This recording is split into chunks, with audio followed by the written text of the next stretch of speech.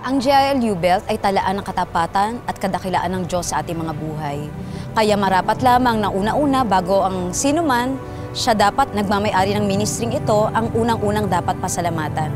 Pangalawa, nais ko rin pasalamatan ng ating Mother Church, especially ang Executive Management Board sa pangunguna ni Brother Eddie Villanueva, na siyang binigyan ng Diyos ang pangitain na maraming taong makakilala sa pamamagitan ng Ebanghelyo ng Kaligtasan ng ating Panginoong Hesukristo. Nais kong pasalamatan ang lahat ng bumubuo ng ating simbahan. Ang lahat ng ito hindi gawa ng isang tao, kundi gawa ng isang pamilya na tulong-tulong na binubuhat ang vision na binigay ng Diyos sa ating lahat. Kasama po dyan ang ating mga church management team, ministry heads, ang Z-Zone, KKB, YAM, Women, Men, Education, WIN, Finance, CDN, One, Sun, and Can.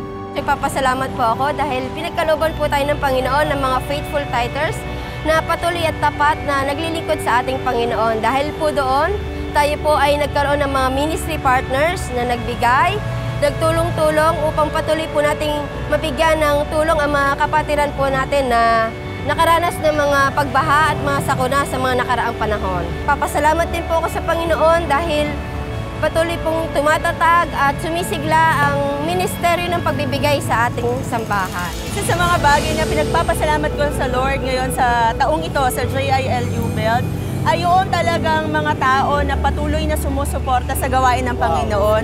Alam mo, sabi nga sa isang organization ng asset daw ay yung tao, human element. Pero sa totoo lang, alam ko, ang asset talaga nitong organization na ito ay yung mga tao na willing talagang magpasailalim sa kapangyarihan ng Panginoon. Kami rin po ay 2 thumbs up sa ating mga Men and Women Network. Grabe, consistent po ang kanilang mga Bible studies sa kanilang life group. Napaka-active ng ating mga mommy daddies. Saludo po kami sa inyo lahat. Hayaan nyo na ngayong araw na ito ay pagpasalamat ko sa inyo ang Warriors Intercessors Network, ang ministeryo na syempre po pinakamalapit sa aking puso. Dahil naniniwala ako na ang ministeryong ito ay ginagamit ng Diyos para mapangyari ang kalooban niya sa kanyang simbahan at sa mga tao. Dahil alam po nating lahat na every time God's people pray, God works. Ang ating pong simbahan ay lumalago sa magitan ng mga life groups at discipleship na ito po mismo ang iniwan ng Panginoon sa atin na dapat natin gawin bilang mga Kristiyano. The discipleship program in our church is very vibrant and very active. Every time we conduct School of Leaders, we have an average of over 100 graduates. And for this entire year, in our Encounter God Retreat, we have an average of over 500 delegates na nakapagtapos ng Encounter God Retreat. And we have also had more than 100 baptisms during our ESCOM camp this summer. Papasalamat ako una sa life group network na hinahawakan ko sa KKB, especially majority nito ang School Outreach Ministry na talagang sa loob ng isang taon, alam natin na lumago ito at dito tayo nagkaroon ng campus mission training at talagang nagpapasalamat ako at maraming kabataan ang nag-i-involve dito sa campus ministry. In just 3 years' time, God has blessed us with 48 schools, both high schools po yan and college, in different universities. Doon sa loob ng 48 schools na yan, sa loob lang ng 3 taon, tayo ay nakapag-produce po ng 200 committed na mga active na workers natin sa School Outreach Ministry. Kaya nga sila ay nag-undergo ng ating CMT training or yung Campus Missions Training. Nakatapos yung 200 na yon. At ngayon sila talaga, they believe to turn the campuses upside down for Jesus Christ. Alam mo, Rhea, habang nakatayo tayo ngayon dito sa Quiapo area, nagpa-flashback sa akin yung mga panahon na nasa campus ministry ako. At noong mga panahon na yan, naaalala ko kung paano nagbabahagi ng salita ng Diyos bilang isang estudyante. At ngayong taon na to, nakakatuwa dahil ang JIU Belt ay naglunsad ng CMT or yung tinatawag nating Campus Missionary Training. At nakakatuwa dahil ang mga estudyante natin, ang mga KKBs natin ay mas lalo pang nahuhubog na magbahagi ng salita ng Diyos, na nagiging strategic, may iba-ibang pamamaraan ng pagbabahagi ng salita ng Diyos. Nakikita natin na nagiging malaking bahagi ang JILU Belt sa worldwide vision ng JIL as a church. And that is to evangelize not just Filipinos, but even peoples from different nations. At yun yung isang bahagi natin, di ba? Kagaya niyan, meron tayong inilunsad na STMT. Ano nga ba yun? Ang isa sa pinagpapasalamat ko rin sa Lord yung sa STMT nga, yung short-term missions training natin na nabuksan natin last year, November, first batch yun. At yung mga nag-enroll doon, mga 15 na estudyante at mga nanay, actually mixed group siya, diverse. At hindi lang taga JLU Belt, may mga taga ibang chapters pa na talagang nag-respond dun sa call natin na mag-train tayo ng cross-cultural missionaries. So I praise God for those people at dahil through that training, nakapag-send out tayo ng mga missionaries sa Tarlac at saka dito sa Quiapo.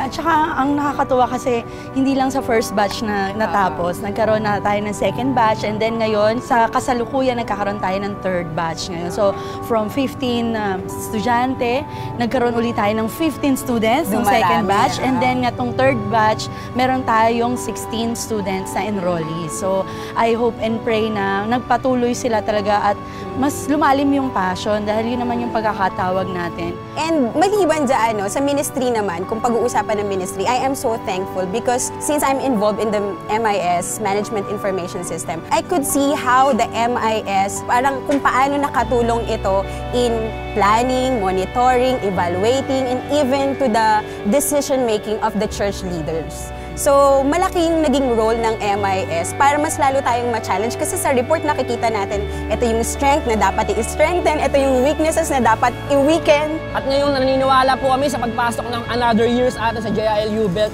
hindi malayong mangyari na dodoble ng ating Panginoon ang bilang ng ating mga active na mga workers sa JILU Belt. Ang ating pong sambahan ng JL Church U-Belt Chapter ay nagkakaroon po siya ng isang pangarap na kung saan ay hindi lamang natin maaabot ang lahat ng tao sa pag-ibig at kaligtasan ng Panginoon, kundi ito pong church na ito ay gagamitin ng Panginoon sa pagte-train at pag-encourage ng mga kabataan na willing na mag-full-time sa ating ministeryo. I'm dreaming sometime, magkakaroon din tayo ng music team na puro nanay o kaya puro bata o kaya mga tatay naman talaga. At tunay na I'm looking forward to what God will do to JILU Belt. Not because we are good, but because our God is great. At patuloy na panalangin po natin na sa JILU Belt, ang mga workers na ma-raise natin ay hindi lamang yung masisipag na workers at laging available. Alam mo, dalangin ng puso ko, ang ma-raise up nating workers ay yung tunay na may maturity sa Panginoon. Yung tunay na nakikita natin na Christ-like, hindi lamang dahil alam nila na sila'y kailangan, pero alam nila na sila ay may pananagutan sa Panginoon, kaya sila nandyan. I am dreaming of a JILU Belt worker who is both an evangelist and also a disciple, going to the ends of the earth to proclaim God's love. We are looking forward to more people being discipled in our School of Leaders. We are looking forward to more people getting to know Christ, getting to know the power of His salvation in our Encounter God retreat. We are looking forward to more people getting baptized this coming year. At naniniwala tayo na posible ang lahat ng ito. Dahil dito sa JILU Belt, hindi lang yung pastor natin yung gumagawa para sa kaharian ng Diyos. Not just our pastor, not just our leaders, not just us, the management team, not just people who have ministry positions, but every single member has a part. And it is my dream that every one of us would realize that.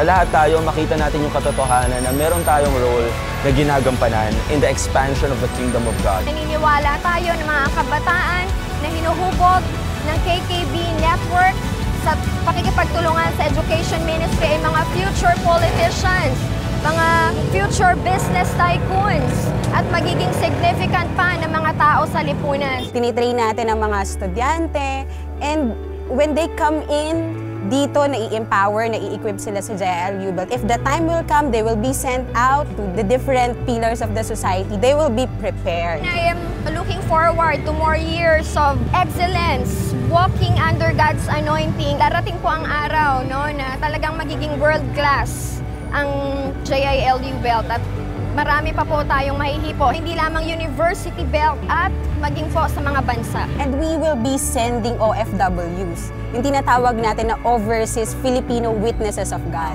Ang ganda, di ba? One of my dreams for JILU Belt is that all of us, the members, workers, leaders, we would have a deeper realization of what it means to be a disciple of Jesus. That when Jesus said, if you want to follow me, you must deny yourself, take up your cross daily, die daily, follow me. When Jesus said that, what did he really mean? My prayer is that we would be more serious in following Jesus. That every one of us would serve the Lord in different capacities, in different ways, knowing that we are doing it not for ourselves. I'm looking forward na sa mga programa na inilulunsad natin, mas ma-fulfill pa natin yung vision and mission ng church as a whole na talagang isaturate, hindi lang ang U-Belt, kundi magkaroon ng impact through our church, magkaroon ito ng impact sa buong mundo. At alam nyo po, itong church na meron tayo, minsan po sa dami ng activities na nagpapaalam po sa atin na gumamit, talagang nagkakasabay-sabay. Alam nyo po yung church building natin ngayon na nirerentahan, halos hindi na po tayo magkasya. Talagang may activity na, bukas na kayo dahil okupado na ang Conference 1. Kaya po, I'm looking forward.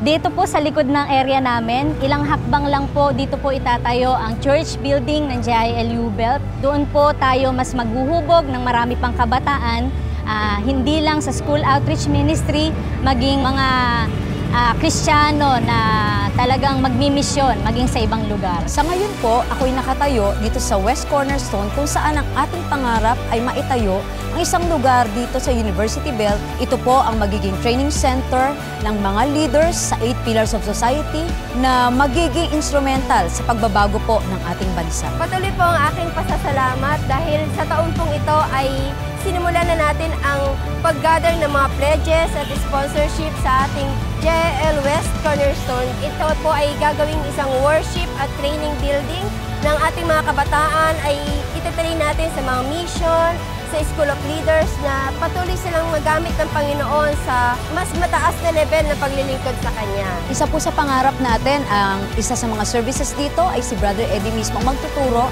at ang mga a-attend po ay mga leaders ng ating bansa sapagkat ang West Cornerstone po ay napakalapit sa Malacanang Palace. Sa lugar pong ito ipapanganak ang mga taong dadalhin din ng Panginoon sa iba't ibang bansa para po ipahayag ang Kanyang salita sa iba't ibang dako ng mundo.